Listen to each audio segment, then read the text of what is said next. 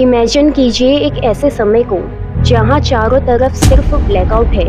अर्थ पे हिंसा का माहौल होगा। इंसान इंसान को खाने के लिए दौड़ेगा। पेड़ पौधे घास फूल इनका नामो निशान नहीं होगा। पीने के लिए पानी की एक बूंद नहीं होगी। इंसान इंसान के खून का प्यासा हो जाएगा। चारों तरफ लाशें ही लाशें होंगी।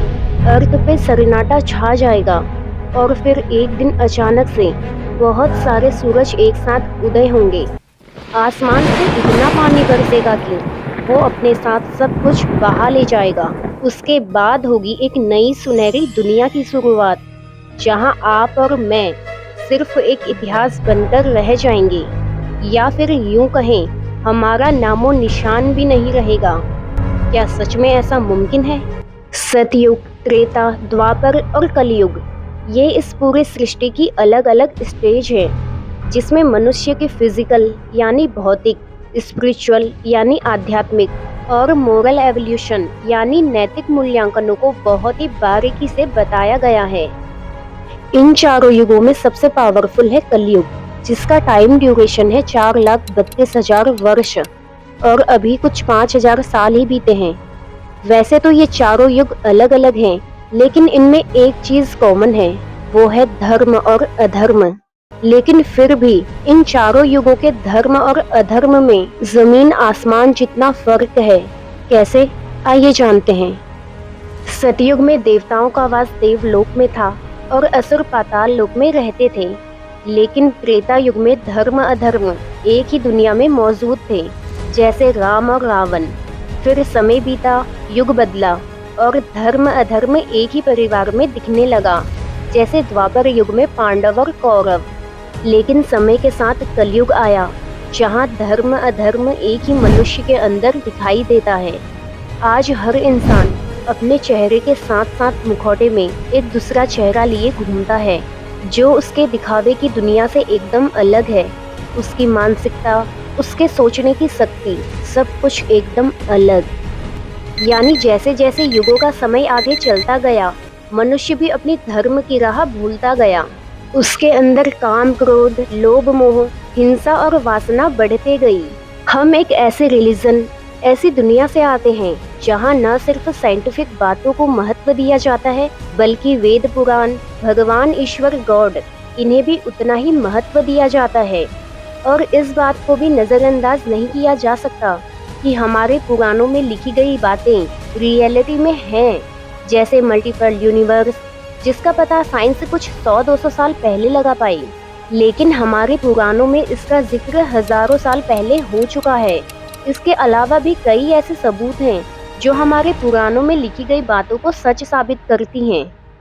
पुराणों में ये वर्णन किया गया है कि जब भी किसी युग में इंसानियत का पतन होगा, बुराई अच्छाई पे हावी होने लगेगी, तब एक भयंकर प्रलय आएगी। उस वक्त भगवान विष्णु धरती पे अवतार लेंगे, अधर्म को खत्म कर धर्म की स्थापना करेंगे, जहां इस दुनिया की एक नई शुरुआत होगी नए युग के साथ। और ऐसे ही युगों का कालखंड घूमता जाएगा, जैसे सबसे पहले सतयुग, उसके बाद त्रेता युग, फिर द्वापर युग, उसके बाद कलयुग। देन अगेन ये साइकिलिक ऑर्डर कलयुग से रिवर्स में रिपीट होता है। वैसे तो हमें चारों युगों को समझना जरूरी है, जिससे हम अपने आने वाले कल का अंदाजा लगा सके, ये जान सके कि पुराणों में कलयुग के लिए किए गए दावे और आज के समाज की स्थिति में कितनी सिमिलैरिटी है। लेकिन आज हम बात करेंगे कलयुग की। कलयुग की शुरुआत आज से लगभग 5,000 साल पहले श्री कृष्ण के वापस वैकुंठ लौटने से हुई। कलयुग, जिसकी आयु 4,32,000 वर्ष बताई गई है।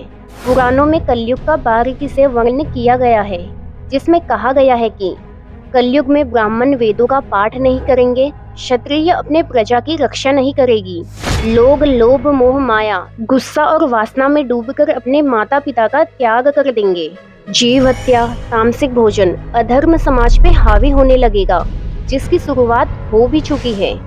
आज के समाज की स्थिति को देखकर अंदाजा लगाया जा सकता है कि दुनिया में कलयुग का प्रभाव कितनी तेजी से बढ़ रहा है।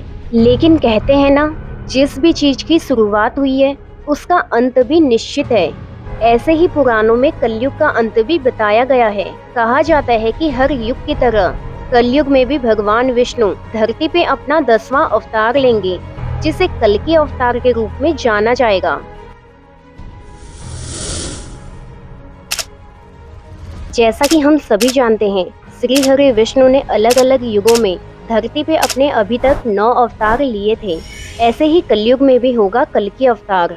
कल्कि अवतार के बारे में कहा जाता है कि यूपी के मुरादाबाद जिले के संभल गांव में कल्कि अवतार जन्म लेंगे और उनकी पत्नी होगी पद्मा, जो माता लक्ष्मी का ही स्वरूप होगी।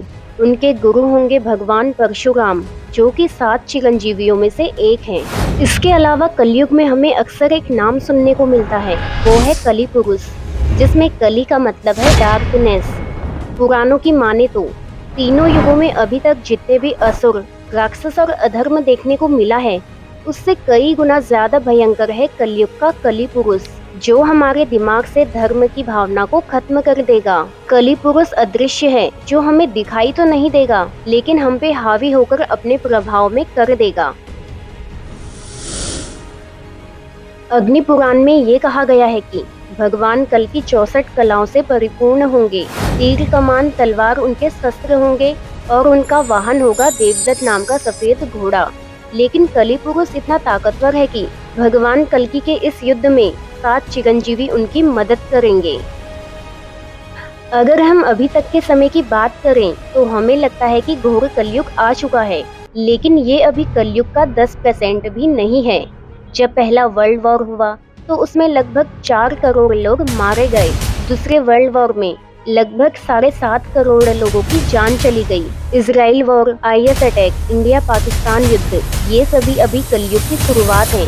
लेकिन हम सबकी जिम्मेदारी बनती है कि हम कलयुग के प्रभाव से बचें, अपने धर्म को पढ़ें और उसे समझें।